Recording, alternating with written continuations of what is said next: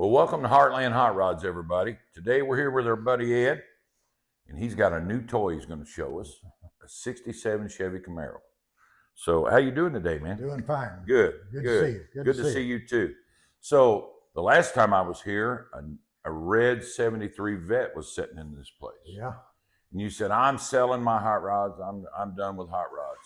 And about 2 months later, you say, hey, I got a new hot rod. Wasn't even 2 months. Didn't last that long. You know how that goes. I do know how that goes. We always have hot rods around, but less than 2 months later, we'll say it like that. Okay.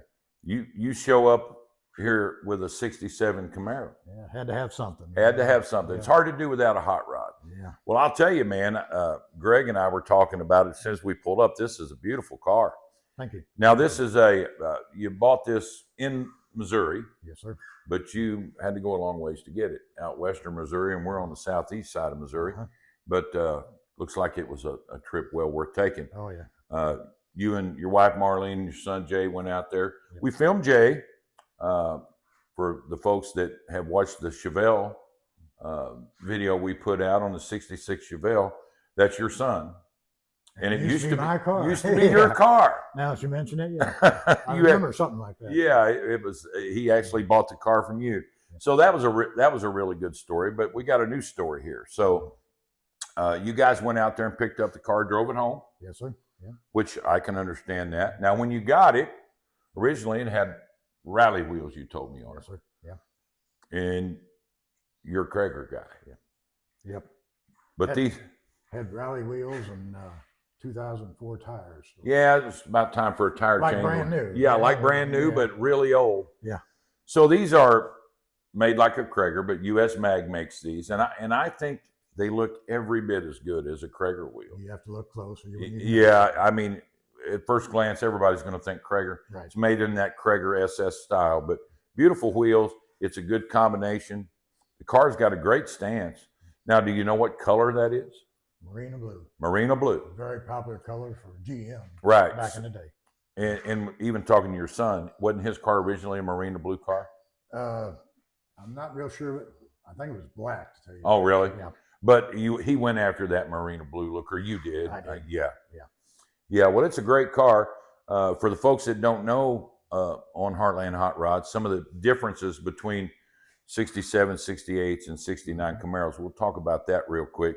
67, for me, at first glance, is this wing window. That's how you tell. Yeah. That's the quickest way to tell. 68 didn't have it. 69 obviously didn't have it. Right. But the wing window, and then when you move up front, you've got the round park lights. Is that correct in a 67? Yes. Yep. So your turn signal indicators are not rectangle, but round in a 67, rectangle in a 68. Oh, 68 had the side marker lights. That's correct. I was talking to Greg about that coming down here. So you would have had a little side marker light here, and you would have had a small one back here on a 68. Correct. Now, I've got a 68, but I eliminated my side marker lights because I'm not a big fan of all the extra stuff, especially when it comes to cleaning. I just like the little sleeker look. Yeah. The lights look cool, and it's a matter of preference. So, exactly. You know, maybe you folks out there like something better. Comment and tell us what you like better. 67 and 68 is pretty much an identical car, but except for those few little things. So we're doing a quick walk around here. You got the spoiler. Now that could have been a factory option, but probably wasn't on this car. I know it wasn't. You're right. Basic Camaro. Right. So it would have been on like an RS, SS maybe, or something like that with the rally package. Yeah. But it was an option for him. Yeah, you would get that. And you know, back in those days, you could pretty much get anything you wanted on a car if you ordered. Spoiler, they go quicker, you know. Yeah, that's right. Less drag. So yeah, the car's really beautiful. Got nice stainless around the windows. The windows are all nice and clean. They're in good shape. We're going to open this door if you don't mind. Go right ahead. We'll take a look at the interior. Well, I see you've got deluxe interior in it versus the standard. Right. And the difference in that would be a flat panel with a pull arm, with a pull closer armrest, right, where this one's all molded with carpet on the bottom that's separate. Now, on a 67, it shows the metal on top. On a 68, it don't. Right. That's another thing that folks can look for at a quick glance. You'll have metal up here on a 67, a full door panel on a 68. But I love the seats. The Thank seats are, and probably it's all been redone, I'm sure. Definitely. But it's definitely pretty. So you got you got the console, any gauge packages. No. You got a tack like I do. Man, it's a really clean. Headliner's nice. It's an aftermarket headliner, but it's Right. like it's more cloth than the vinyl or than the grainy I think Madrid grain. Everything's basically been replaced. Yeah. Well, I tell you, whoever built the car did a wonderful job. How old is this restoration, if you don't mind me? 2004. 2004. So 20 plus years. Yeah. So we're looking at 21-year-old restoration. The car stands out well for a 21-year-old. So it's been well taken care of. And I know it'll be taken care of with you. So this is something I talked to Jay, your son, about on his Chevelle. Got the antenna up front. Yeah. I know it was they came like that. That's but there was options on some of the other cars. Mine was a rear antenna. Had rear option and dual and again, I don't know what's most common. So if anybody out there knows what the standard was, if this was the standard or it was back there, because I know I see it both ways. Right. But yeah, it's really cool. Beautiful car. I'll go ahead and close this door so Greg can get around it a little easier. The door's closed great, by the way. Solid, yeah. They're really a solid car. Man, I just love the stance. I'll get my squeaking shoes around. You mind if I open your hood? Go right ahead, sir. Ed, I think you were telling me and Greg that this was originally a 6-cylinder car when it was a new car. Power glide. That's not a 6-cylinder. No. So tell us a little about the engine, what you know about it. Well, maybe it's got a lot of Edelbrock stuff on it. Small cam. I don't know what the specs are. We're looking at a 350 cubic inch engine. Yes, sir. Mid-70s. Is it a 350 turbo transmission? Oh, yes, sir. Yep. And it's got a 2,300 RPM stall on it.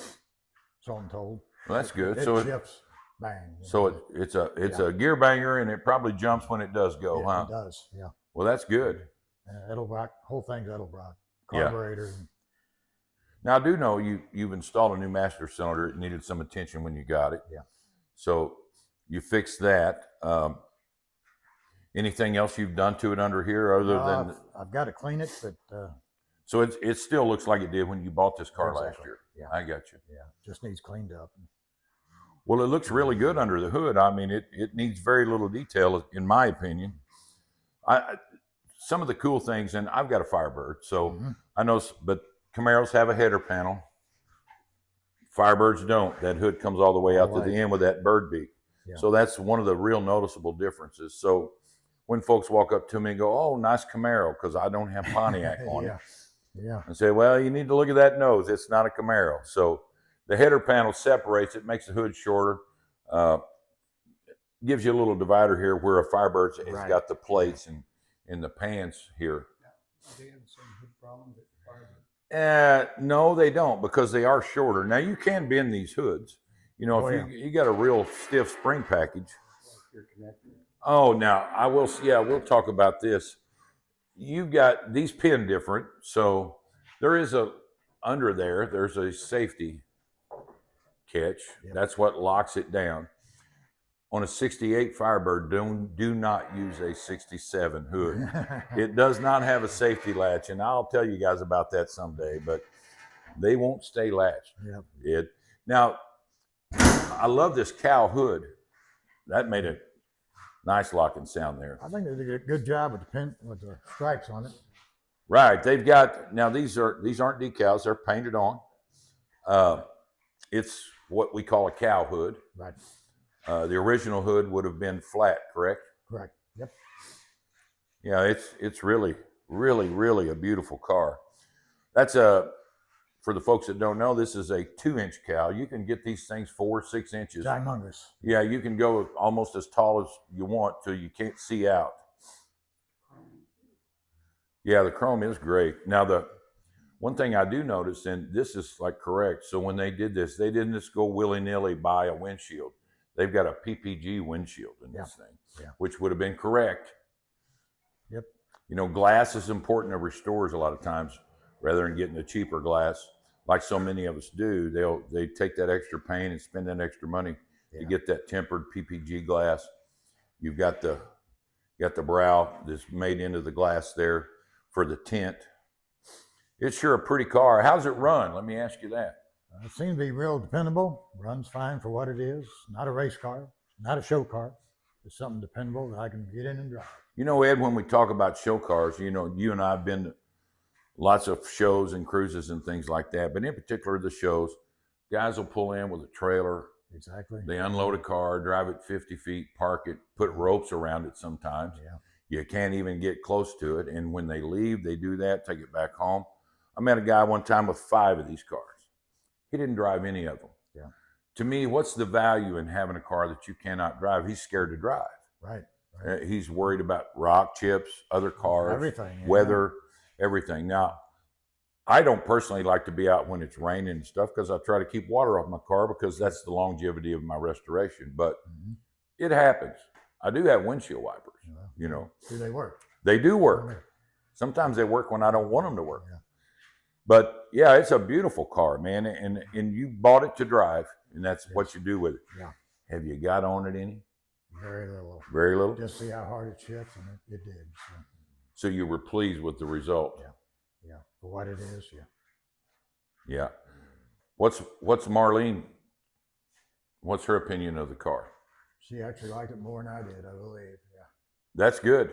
That's a good thing. We met the previous owner, and he came rumbling in. She said, "We're buying that." So she really was excited about the idea of you guys purchasing this car.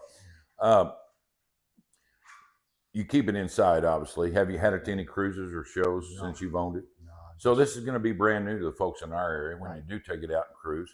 Yeah. And again, you said you're not trophy hunting. You're just driving a cool old car. One thing I notice is guys that have these cars and these old hot rods are kind of our age. You know, it's, you know, a guy like your son, he's 50 plus. He's the younger generation now because the younger folks in there, no offense to them, and I hope they do. I wish the younger people would be more involved in saving these classic cars and showing an interest. But you know, it's a matter of convenience with most people. Yeah. And you know, they're not cheap. And when you build one, they're not cheap. And when you buy one, they're sure not cheap. Correct. Yeah. But man, I think it's a wonderful upgrade, and I love your vet. I do too. But this is to me, this is the more the muscle car type thing. Yep. And this shows really, really well. For a 20-plus-year-old restoration, it looks really good, really clean. And I'm glad you went to the Kragers. I think that's a bonus with the car. Well, to each their own. Like I said, it had the rally wheels on it. They look good. But Yeah, and it's a matter of preference. You're right. I don't know, and you probably sold those, right? Oh, yeah. Yeah, it probably didn't take long to sell them either. Sometimes guys will stack them up over here and they think, well, I want to change the look sometime, but nobody really does. Yeah. They just got it if they want to. Yeah. So at least you sold them, somebody else is getting some use out of them. Exactly.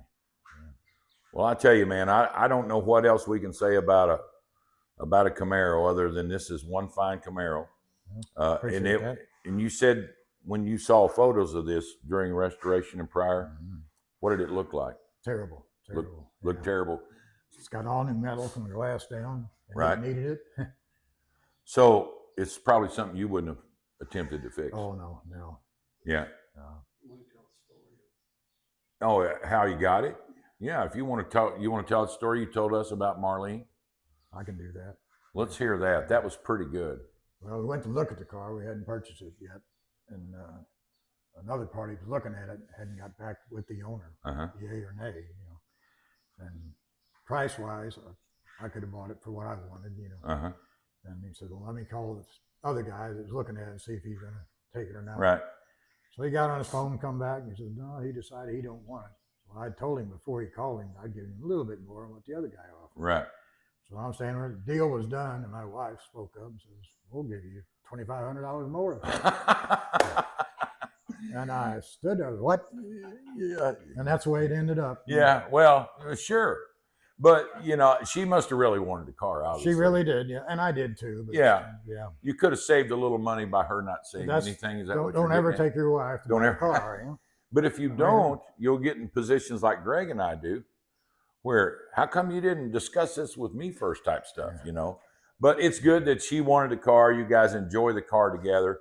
And that's a wonderful thing. That's what my wife and I do. We both like getting out, riding around in the old car. Yeah. And, you know, like they're not cheap.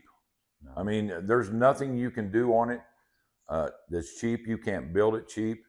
That car's worth 10 times more than it was when it was new. Oh, yeah. And that's the part that I think kind of scares that younger generation away.